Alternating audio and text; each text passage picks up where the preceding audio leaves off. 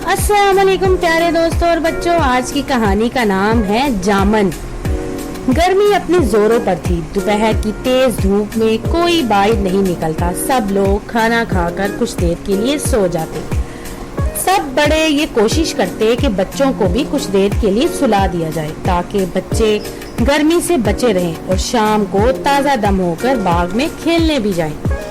लेकिन दोपहर का आराम या नींद तो बच्चों के करीब ही नहीं आई थी। आली, हिरा और निदा के घर पड़ोस से असद और इरम्बी आ जाते और खूब शोर मचाते। रोजाना की तरह बच्चे आज भी दोपहर में किसी न किसी खेल में मशगूल थे। खेलते खेलते आली को ख्याल आया कि क्यों ना दरख्त से जामन तोड़े जाएं। सबको मौसम के नए नए जामन खाने का प्रोग्राम बहुत अच्छा लगा।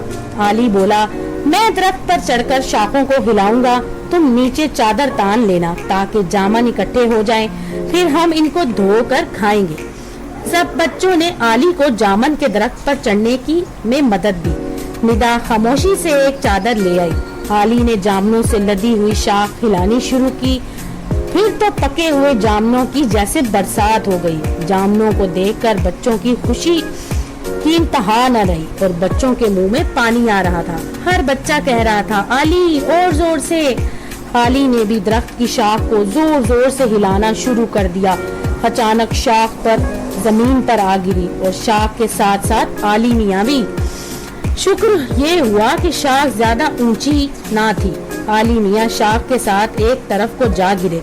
शोर शराबे की आवाज सुनकर घर वाले भागे हुए बाग में आए। आली मियाँ को देखकर वो इनके बाजू और घुटनों पर जख्म आए हुए थे।